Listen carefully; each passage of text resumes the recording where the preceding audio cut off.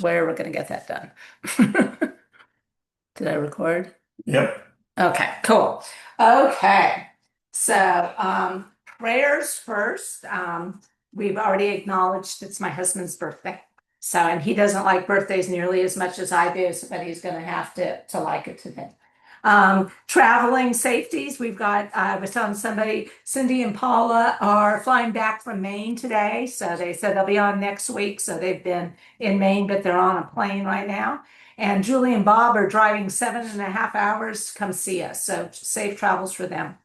Continue prayers, chronic health concerns for Kay and Kelly and our daughter Julie and Monica and Phil and Cherie, who's taking care of them. Anything else you can think of as far as prayers? We're going to talk about the country a little bit, but absolutely the state of things. And I always struggle. How do you pray for everybody? And you do, but it's not the same as individuals and things that you know about. And so for those of us that are contending with some of these things that are going on, we need strength. We have a part in this. Peace, understanding, strength. It's a difficult time. God, we always try to remember to come in thanks. And we do have so much to be thankful for. And we're grateful for these people that you've brought to our lives that we're able to be with almost inexplicably week after week, even when we're separated. And we're grateful for that. It's beautiful. These ones we continue to bring up, and that's difficult. We go through things, and you know our hearts, you know that we have such concern, and we ask for your hand.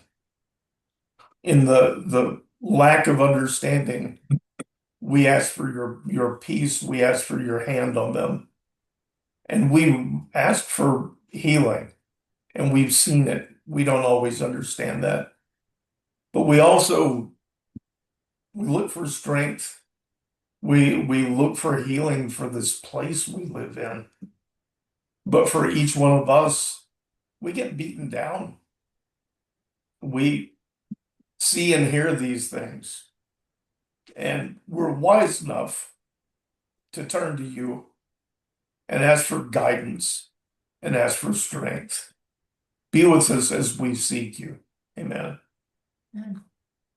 So this is week 3 in our promises of God, and the purpose of this study is to reframe how we look at God's promises instead of thinking of them as something we can get from God. We hope that through this study we'll show that the promises of God show us something about God that we can depend on. And last week we studied several verses that pertain to the promise of peace that is available to us. And this week, with the assassination of Charlie Kirk, we were both convicted that we should look at some promises of God that sort of highlight that, um, pertain to that. And I've personally been convicted this week of a couple of things. First of all, Scott and I were um, lucky enough, honored enough to have listened to Charlie Kirk speak a couple of months ago. Larry and Colleen had invited us to the Corpus Christi Pregnancy Center dinner in Corpus a couple of months ago, and there was 3,000 people there, and he was the speaker. And it was an incredible evening. And at that time, I had no idea he was only 31 years old, which just blows me away when I'm thinking of listening to him speak. But and listen to an interview and a couple of convictions I've had this week. One thing is he was asked when he dies, how did he want to be remembered? And this was several months ago. And he said, I want to be remembered for the courage for my faith. And I think Wow. I mean, he will be remembered for the courage for his faith, but for someone who's 31 years old to say out loud, and that was the purpose of his life. But the thing I've been convicted about is, I've discussed his assassination and with people, but with like-minded people, and I interact with a lot of people that aren't necessarily like-minded, and I haven't said anything, and to the point that I haven't even talked to this with my daughter who lives in Phoenix, who is the mother of our grandchildren, and I haven't talked to her about it because I'm fearful of her response. And then I think about what Charlie Kirk stood for and how he lived his life. He would have never been fearful to talk to his child. Well, that was news to me. I don't think we're not going to do the gospel according to Charlie Kirk No, today, no. but there are some things about promises. When Mary said she wanted to do the promises of God, I was a little edgy. And I'm going to say some things that I know some people are not going to be happy with. But what gets taught about the promises is like the cookies and milk thing about promises. We want promises that make us feel better.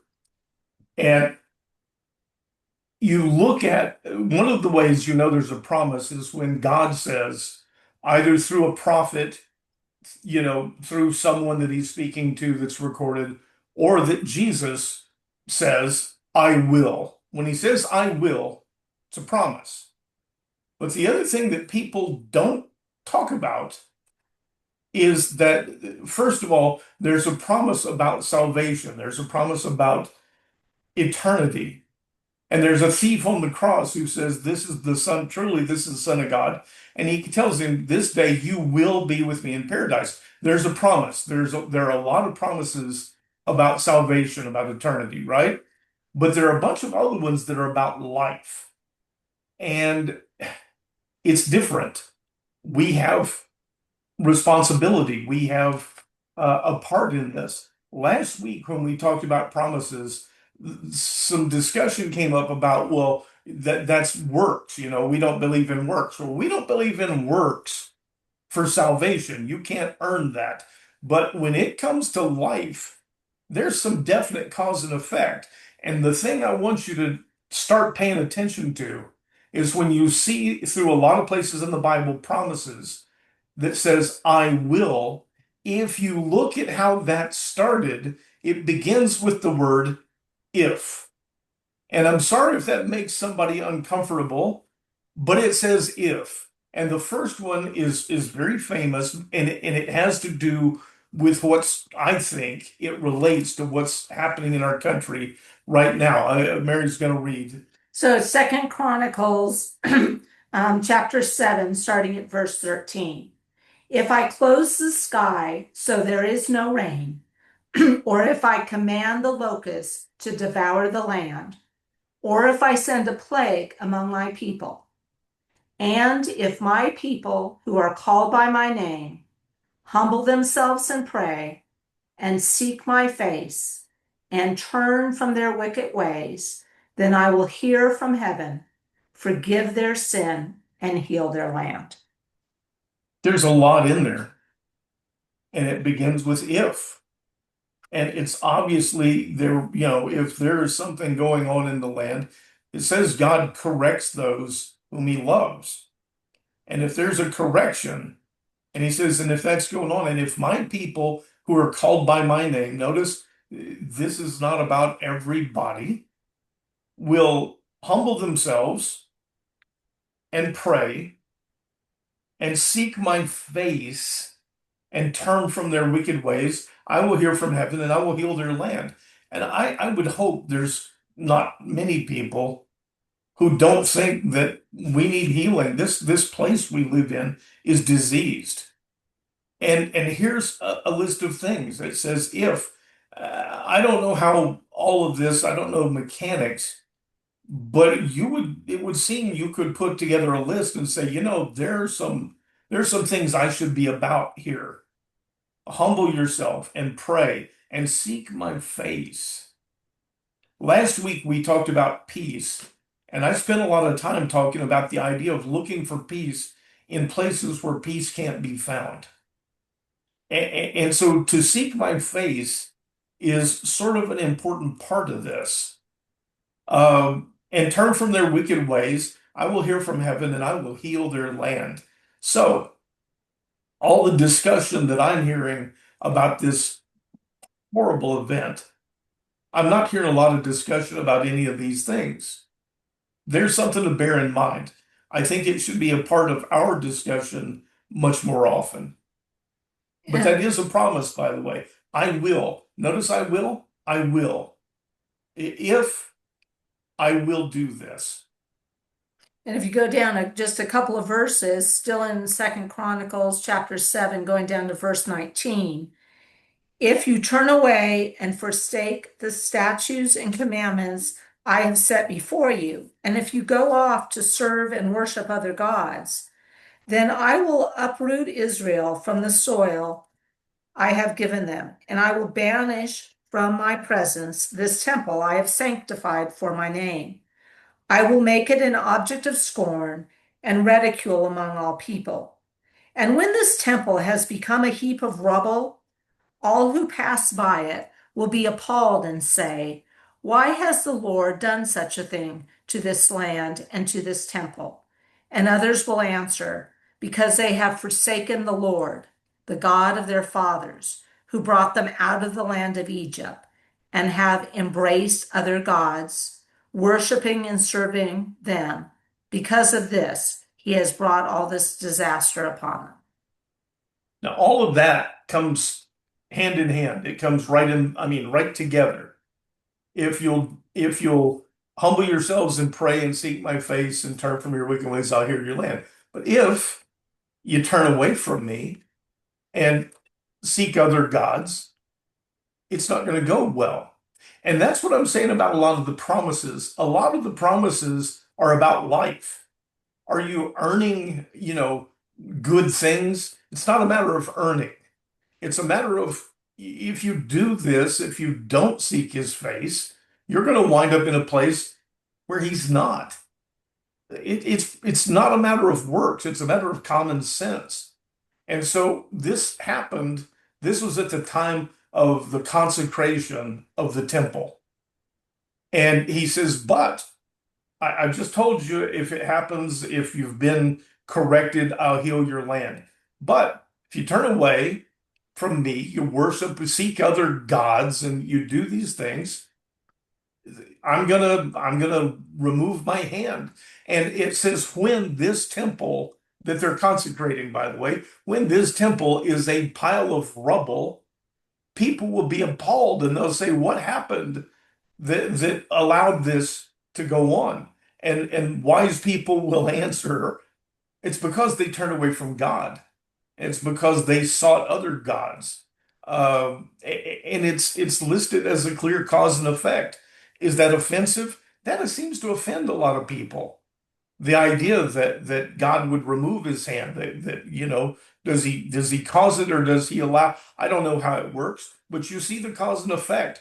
And this is an if then I will. So is that a promise? You better believe it's a promise. Both halves of it are a promise. The promises of God that involve our lives. And that's important.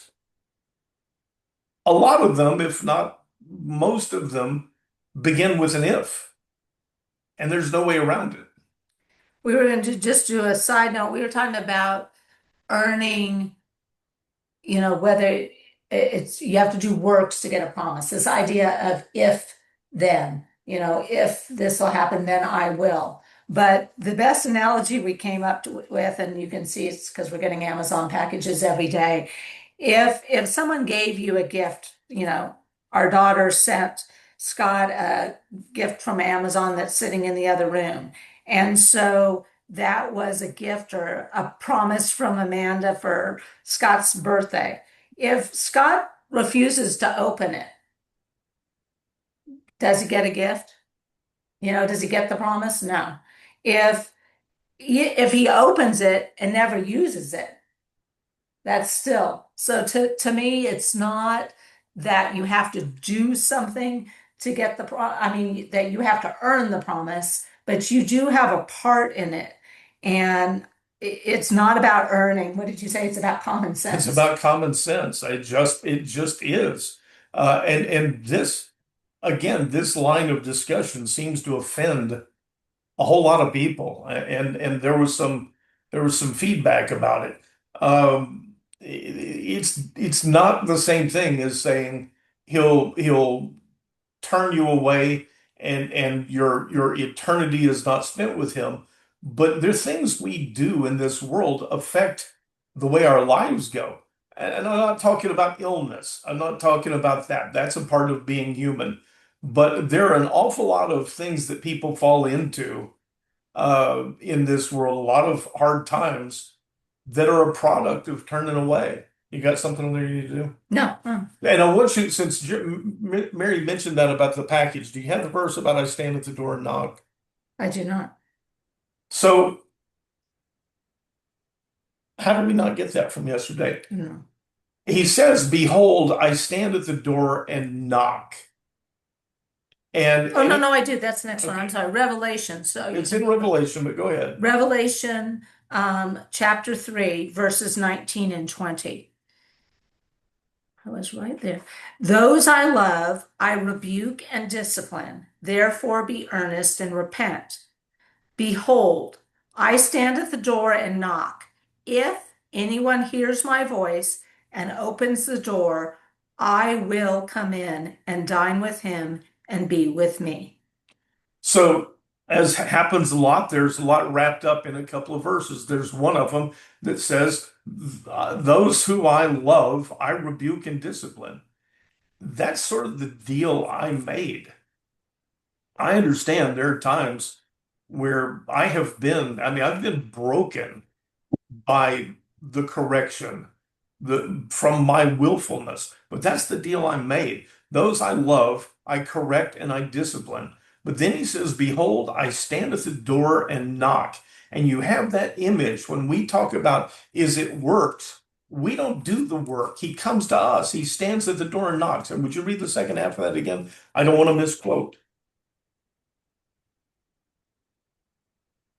Uh, Behold, I stand at the door and knock. If anyone hears my voice and opens the door, I will come in and dine with him and he with me. You notice that starts with if. It starts with if. And then it says, I will. I stand at the door and knock.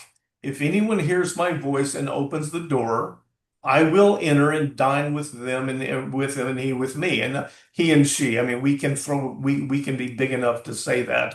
But if if you open the door, it requires some effort. It requires your participation. Someone stands at the door and knocks and you decide not to answer the door, what's going to happen? I mean, that again, it's just common sense. And it seems to be offensive in this age. And you have to hear his voice. Well, And you have to be, I mean, you hear my voice, so you have to be listening for it and you have to be looking for it. And how do we hear his voice? One way it is just to read the Bible. and often one of the only prayers we can offer up for some people is that God will open their ears and help them hear. And Mary's right about hearing the voice. When people face away, when they make up their mind not to hear, there's only so much that can be done. You wanted me to go to Ezekiel next. Ezekiel. So I'm in Ezekiel 33, starting in verse 1, reading to verse 9. Again, the word of the Lord came to me, saying, Son of man, speak to your people and tell them, suppose I bring a sword against a land, and the people of that land choose a man from among them, appointing him as their watchman, and he sees the sword coming against the land and blows the ram's horn to warn the people. Then, if anyone hears the sound of the horn, but fails to heed the warning, and the sword comes and takes him away, his blood will be on his own head. Since he heard the sound of the horn, but failed to heed the warning, his blood will be on his own head. If he had heeded the warning, he would have saved his life. But if the watchman sees the sword coming and fails to blow the horn to warn the people, and the sword comes and takes away a life, then the one will be taken away in his iniquity, but I will hold the watchman accountable for his blood. As for you, O Son of Man, I have made you a watchman for the house of Israel. So hear the word from my mouth and give them the warning from me. If I say to the wicked, O wicked man, you will surely die, but you do not speak out to dissuade him from his ways, then that wicked man will die in his iniquity. Yet I will hold you accountable for his blood. For if you warn the wicked man to turn away from his ways, and he does not turn away from it, he will die in his iniquity, but you will have saved your life.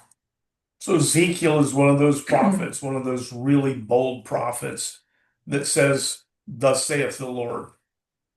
And he gets this message from God. He says, "Go tell the people this. There's war in the land. You set a watchman. You send somebody to be your lookout. And if he sees people coming and warns them, and they don't heed the warning, their blood's on their head. But if you don't give the warning, if you don't deliver the message, their blood's on their head. The outcome is the same. You notice in both of those scenarios, the people wind up dying. But in the one, you delivered the message. In the other one, you didn't deliver the message. And who's accountable? Well, if you don't deliver the message, you are. And this is one of the things as we studied this week, this idea of speaking and being bold enough to speak and not be afraid, I suppose, or worried about being politically correct. If you don't deliver the message that you're given, it's on your head. There was a long a long passage I read, but if you go down, the emphasis that Scott's talking about, you find in chapter 33, verse 8, where it says, but if you do not speak to dissuade him from his ways, the wicked man. So if you're not the wicked man, but if you do not speak out to dissuade him from his way, then the wicked man will die in his iniquity, yet I will hold you accountable for his blood. And then you wanted me to read one more verse, and you wanted me to read verse 11. Yes, Jim. Oh. Say to them, as surely as I live, declares the Lord God, I will take no pleasure in the death of the wicked, but rather that the wicked should turn from their ways and live. Turn from your evil ways, for why should you die, O house of Israel? One of the popular things to say these days, they talk about the guy, especially the God of the Old Testament. He's bloodthirsty. He's out for, to harm people. He's looking for a way to send down lightning bolts or whatever. And this is delivered through Ezekiel, but he told him, you go tell the people, it's not that I take delight in the destruction of the wicked, but rather I would have them turn to repent, to turn to me and live, because why should you die when there's life available? These are the things that don't get said in our society. The Bible itself, the God that we worship, says it's not like I'm looking to destroy people. I'm looking to call them to me, to repent, to turn. That gets left out of the equation. And there's one more that I didn't even give you that comes right after that. Remember, this is all in one sort of passage in Ezekiel. He says, people say, therefore, let's see if I can find it. I had it. That people say, that God is unjust. God is unjust. If there's a consequence for these actions, and he says, I'm not unjust.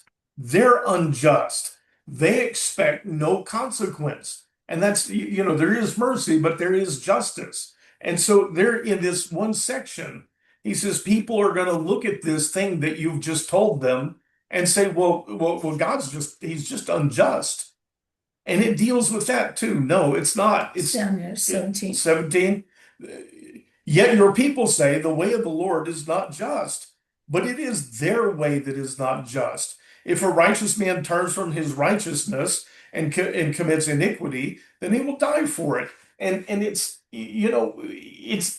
not that difficult. The picture that gets painted in this society of what we believe is so twisted, and we don't often stand up for it. We don't often say, wait a minute, that's not what it says. That's not what he's looking for. I don't delight. I'm not looking for the destruction of the wicked. I want them to turn to me. That's where the peace is. That's where the life is. So when it talks about promises, here's another one. There's an if then. And it says at the end of it, I will. There's your promise. So the first week when we studied about God, the promise of God always being with us. And this is one of those, I think we even read from it, but it also saying to me this week, because of what went on, that it's still the promise that God will be with us. But this one points out our responsibility, or urging us to be courageous, which I think in our faith, which I think is important. Joshua 1, verses 1 through 9.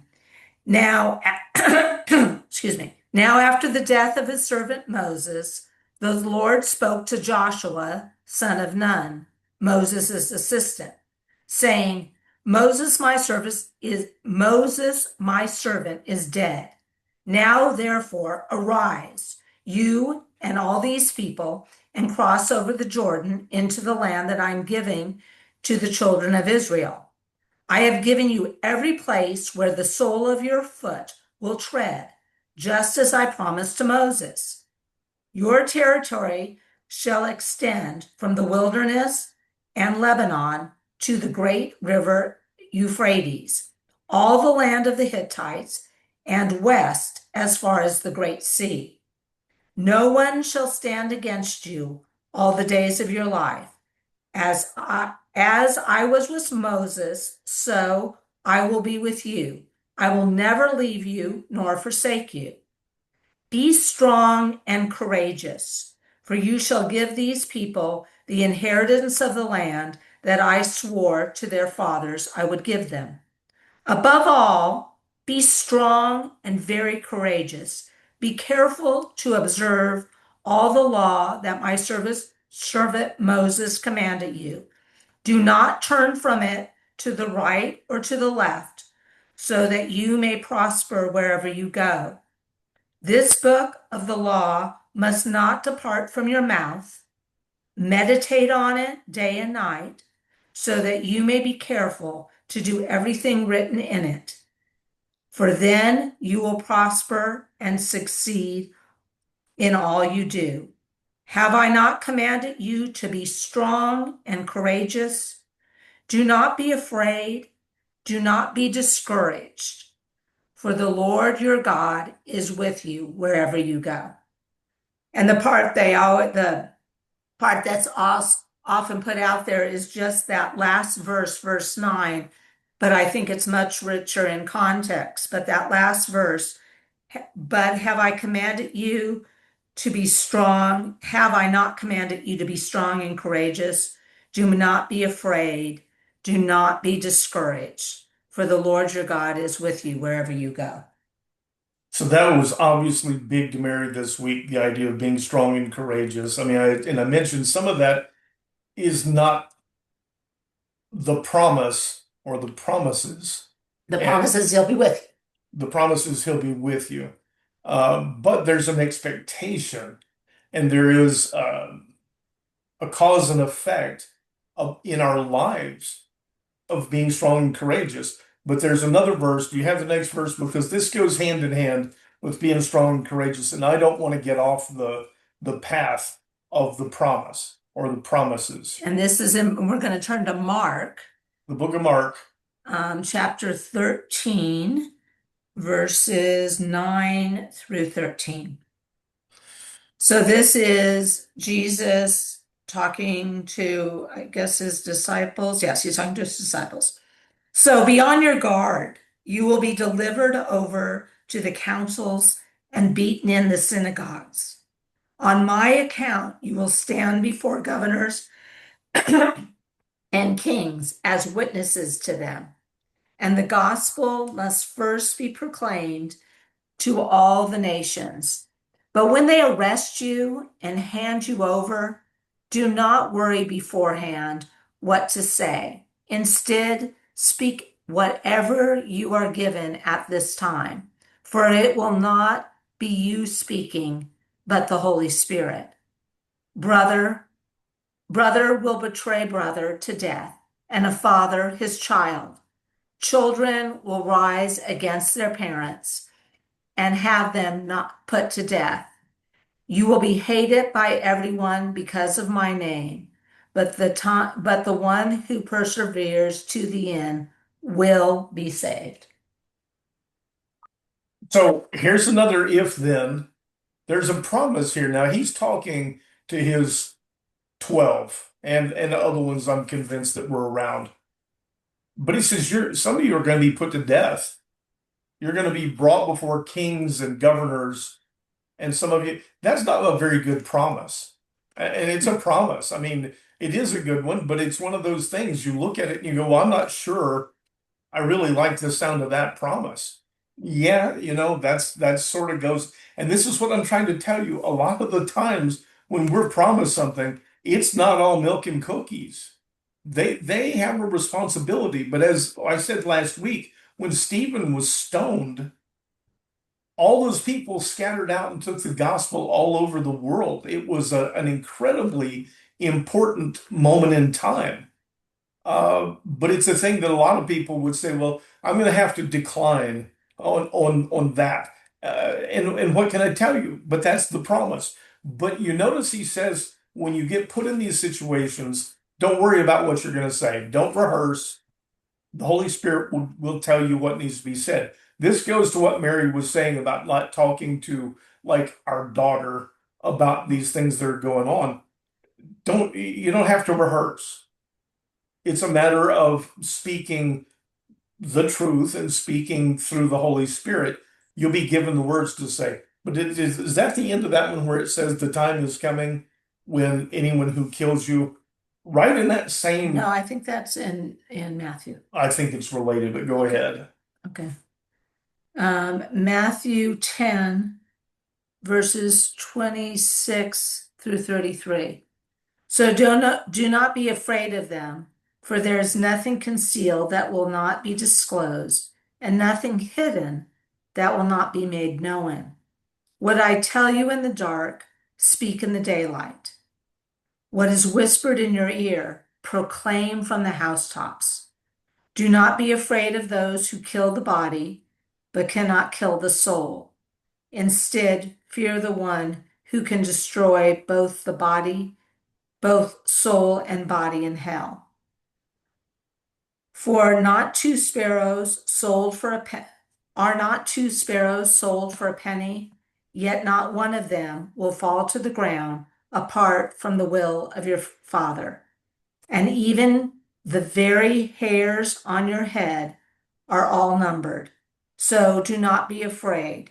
You are worth more than many sparrows. Therefore, everyone who confesses me before men, I will confess him before my Father in heaven.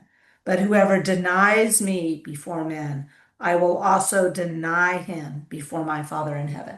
Now, this is one of those promises about eternity. This is one of those promises that everyone who confesses me before men, I will confess before my Father, and those who deny me, I will deny before my Father. There's a part, and I hope we haven't lost continuity here, but he's telling them about things that are going to happen, about how they're going to be treated. And he says that there's a time coming when someone kills you, they will believe they're doing a service for God. They literally will think, and you look at Paul, Saul, who became Paul, was doing exactly that. Does that tie into what we saw this week? That somebody killed another person thinking they're doing a service for, if not for God, certainly for the world. But this is being sort of bandied about as well, this idea that the things he said were so bad he needed to be killed. And there's a warning, there's a promise, if you will. There's a time coming when people kill you believing they're doing a service for God. What is our choice? Well, one of the choices would be to just be quiet, and you don't risk that. And that's not what he told us to do. The promise comes sometimes with things that we have to make a choice over whether or not we want to avail ourselves of that promise. And I guess the thing that this week, Scott's always said, the promises of God, he was a little edgy about doing it because the promises of God that we see, put on pillowcases they're almost the Hallmark promises, if you will. Yeah. They're always, you will, I promise you peace. And that sounds good. First of all, there's a if on these things. So there's a responsibility that we have. But second, some of the promises are not Hallmark promises. Some of the promises are things that are, It's going to be difficult. Yeah. and we don't have we need some more discussion on those sides. You guys can undo your mics. You have more that you want to go to? So, Scott, is part of the issue that we're struggling with is that we have two worlds, the physical world and the spiritual world. If we're going to go to the spiritual world, we have no choice. We got to go with God. He's always going to be with us. And he says, beware of the evil one. Beware of Satan. He can take your soul and your body. Don't lose your soul. Is that what we're learning here from Gene, the promises? that's the heart of this. Go ahead. I'm sorry. No, I think I've made my point. You got to decide where you're going to move. And Gene, it's a very good point, and I try and remind that there are two kingdoms at play here. When people go seeking the promises of God, they want to separate the two. They want to say, well, I want to talk about the promises that have to do with my body, with my life, and I want it separate from any of this spiritual stuff. I don't want to, I don't want to have to deal with that part of it. The two kingdoms at play are not separable. They behave maybe by different rules, and certainly ours is a temporary existence. This life is finite. It comes to an end. The other doesn't. But yes, there's a lot of the tension in this. I know I told you I was going to say things that people don't want to hear. But if you look closely at what the scriptures say, you find a whole lot of these milk and cookie promises that people put on greeting cards. Read back a half a sentence, and they began with the word if. How do you ignore that? I can't ignore it. People may not want to hear it, but if it says it, it says it. You have a choice of saying, well, I don't like that, I'm going to turn away from it. That's okay. That's a choice. But if it says if, we sort of have to pay attention to it. We sort of have to pay attention to the cause and effect. As far as what you said, though, yes, it is two kingdoms at play. And I don't know if anybody else, you want to say anything else. I see people out there. John Paul, a lot of the time, you've got some really good comments. You got to unmute. You've got Just to a second. Let me see if I can unmute. ask him to unmute. You can't unmute him. You can ask him to. Hold on, John Paul. Hold on. A sec. Hold on. There, you got to unmute. Okay. Okay. So, but the way I see it, the way I hear it, and the way I read it is that no matter how strongly you declare you believe, you you you walk in it.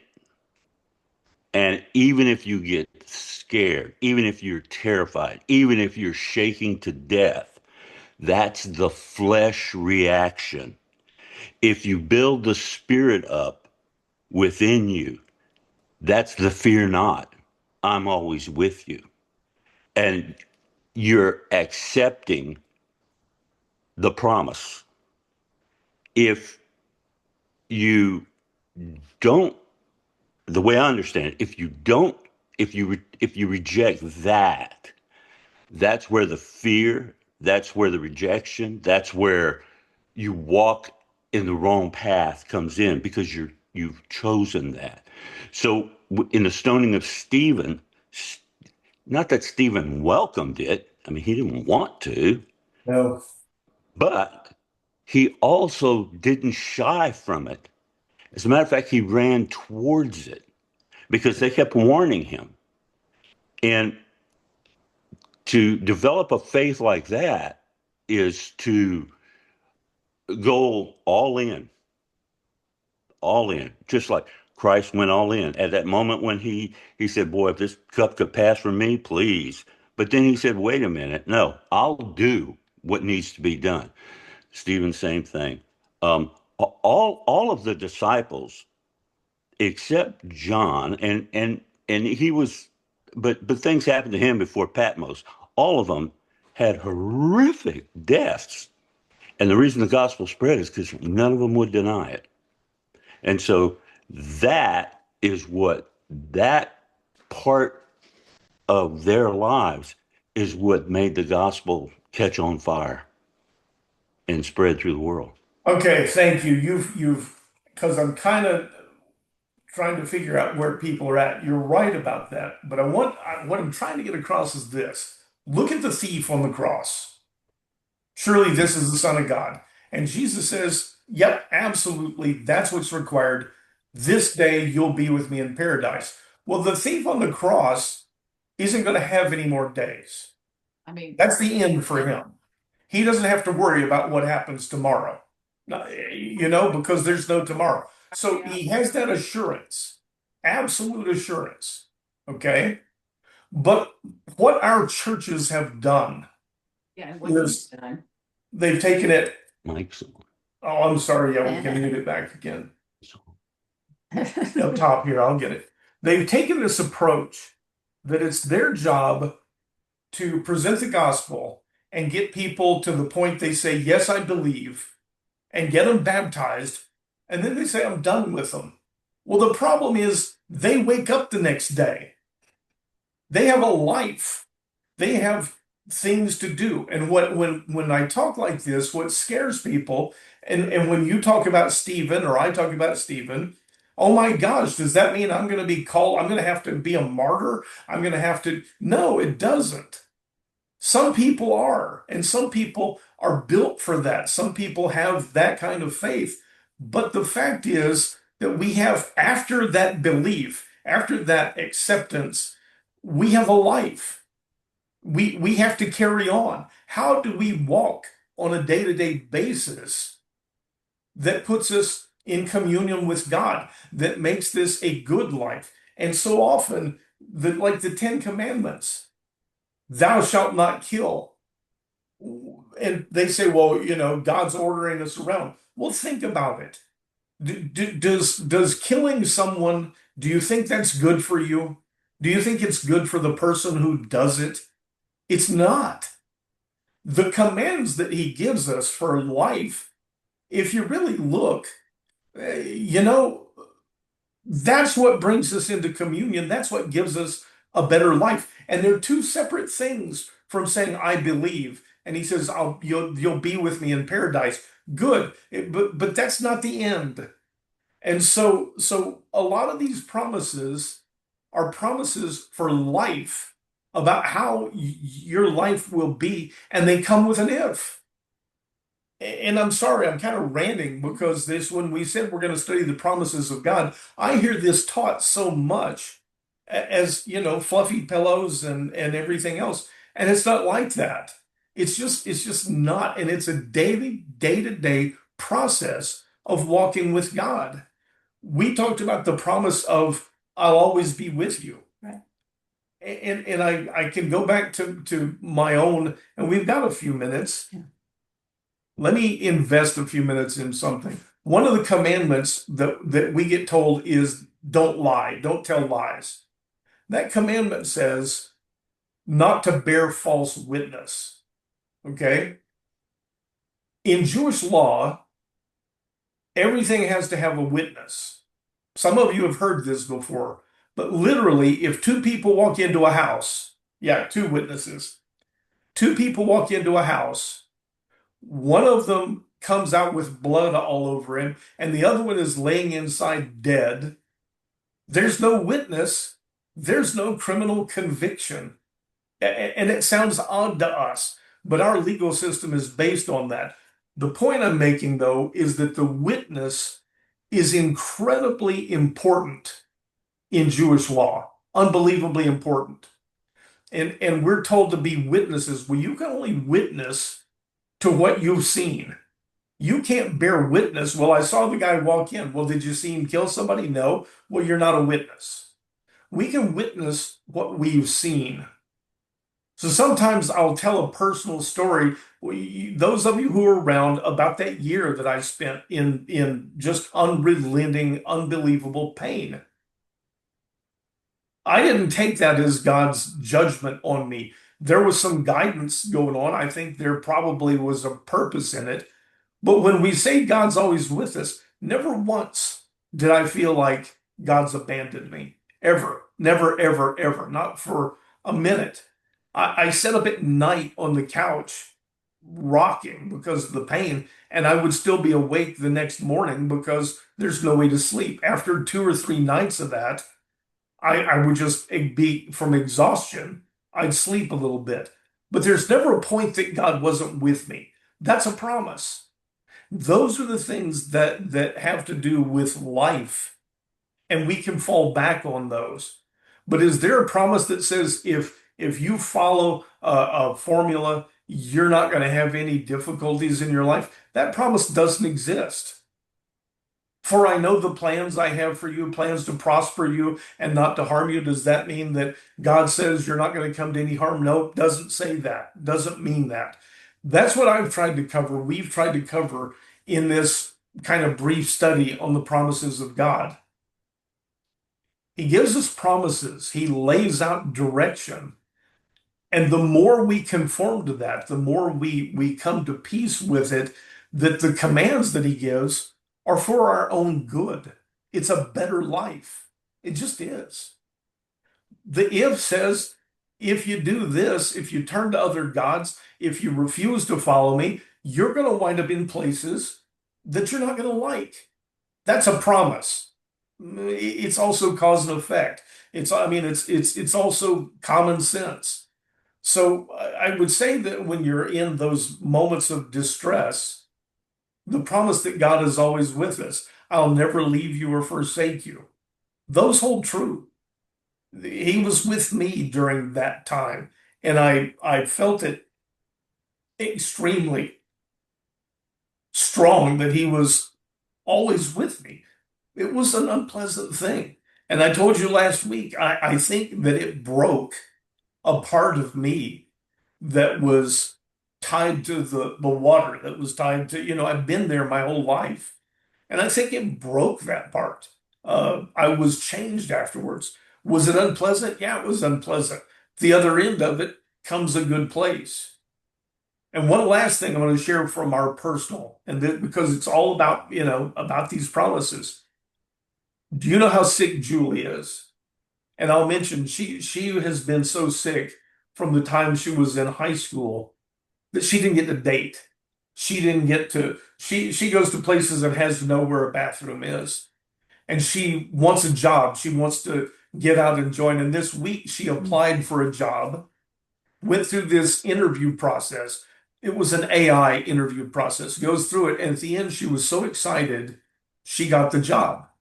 And I haven't seen her that tickled in a long time. And then it says, we're going to send you a check to go out and buy all of the equipment you're going to need, the computer, the printer, the software, the this, the that, and you're It's a going to data entry job. data entry, and you're going to buy it from an authorized vendor. Well, it was a scam. They get you to buy stuff, which they never send you, and their check bounces, and they're preying on people that are least able to be preyed upon. And she was so disappointed. There was a time when she came down sick that a pastor came and wants to pray for her. And I appreciate it. I get that. But here's the deal. This is my child who's in pain, who's sick.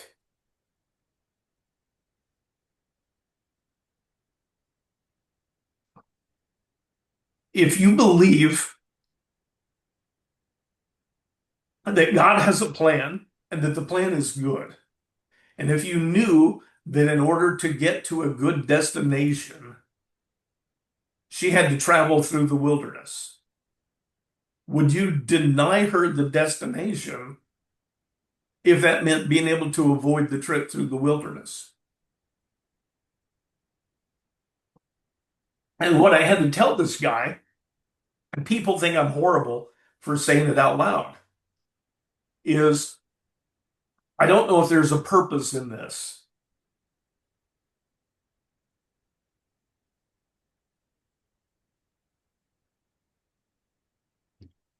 I'm not wise, pardon me, I'm not wise enough to know if there's a purpose for this.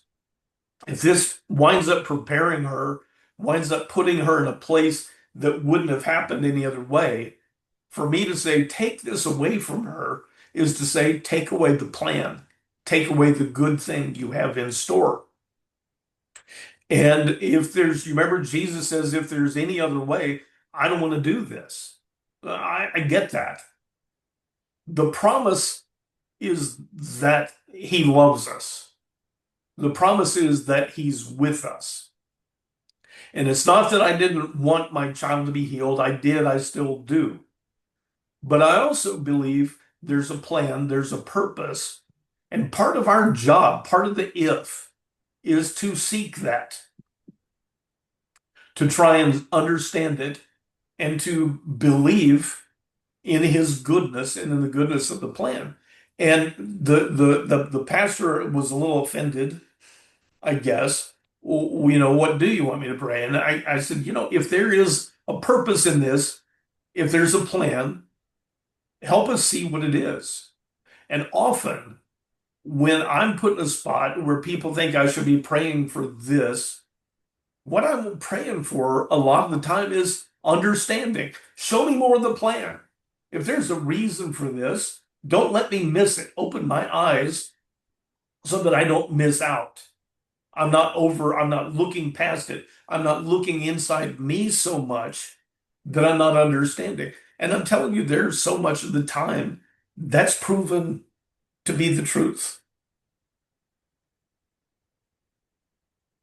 Be cautious. Absolutely rely on the promises of God. Count on the promises of God.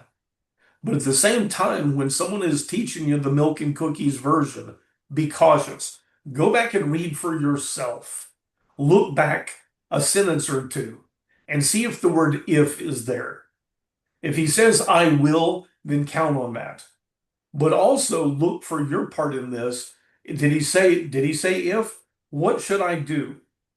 So if my people who are called by my name will humble themselves and pray and seek my face and turn from their wicked ways, I will hear from heaven and I will heal their land. And I've talked a whole lot.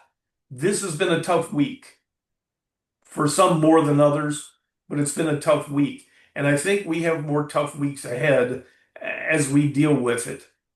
If you're in that situation, remember that verse. You have the verse reference for that one? I do. That is Chronicles. Second Chronicles, chapter 7, verses 13 and 14. Look for your part in the promise. Look for the things that says if you want to see my face, look in this direction. That's not a works thing. That's common sense. If you want to see my face, look in this direction. And I think that's where we are.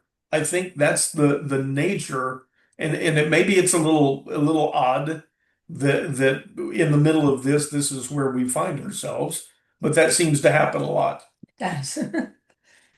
Anybody else have anything where? Okay. All right. Okay. I've got to tell you, excuse me, Scott, before you Yes. close, we have to go back to faith. You can Sure. hear it, you can repeat it. If you don't have it in your heart, we got a significant problem because we cannot comprehend his plan. We don't know what's in that plan. We just have to have that faith that he is with us. And I believe that promise that he wants good things for us, that one was specifically directed at them. But I believe the same thing applies. I didn't want to give the impression. I believe that what he wants for us is good. And I believe that he shows us ways to make life good. Yes? Yes. But I stand at the door and knock, and those who hear my voice and open the door, I'll come in, I will dine with them, and they with me. There's always a part for us in this. Open up the door. And the message, though, this week, and I want to be real plain as we finish, dealing with this crazy act that happened. People are on edge. Some people are very, very angry. Some people are questioning God. We have a part in that. Most of you will encounter someone who is dealing with it in that way. They're very angry or they're questioning God.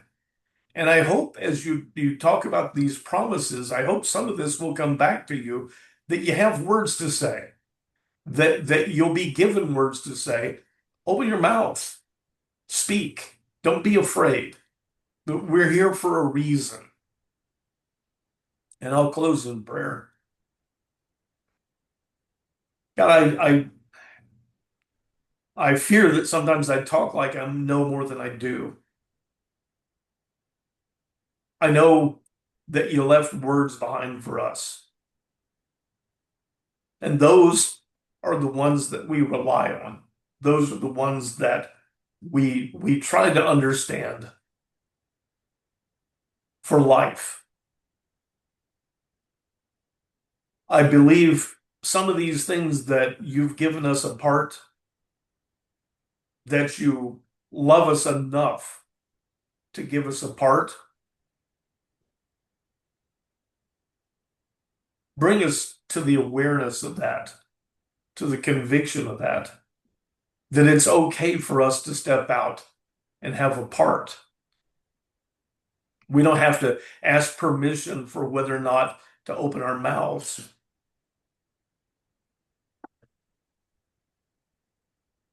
Give us that strength, that lack of fear to pick up the work that you have for us. And again, we're thankful for all of these that come and seek you and seek your face, because it's good. Amen. Thank you, guys.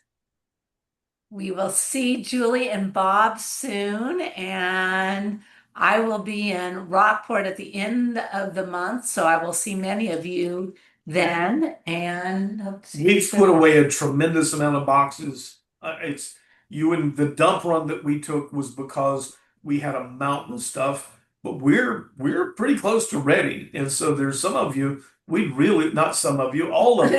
I know that some, like from Canada, or it's probably not in the cards that you're going to come here. We would love that, Kelly, if you get that chance. But you guys are very, very welcome. We have a whole wing. We do. We have a place for you, That's and right. we've prepared a place for you. So it's good. It's good to see you this morning. Thank you all for being here, and our prayer is for strength in this week we're going through. You guys have a good one.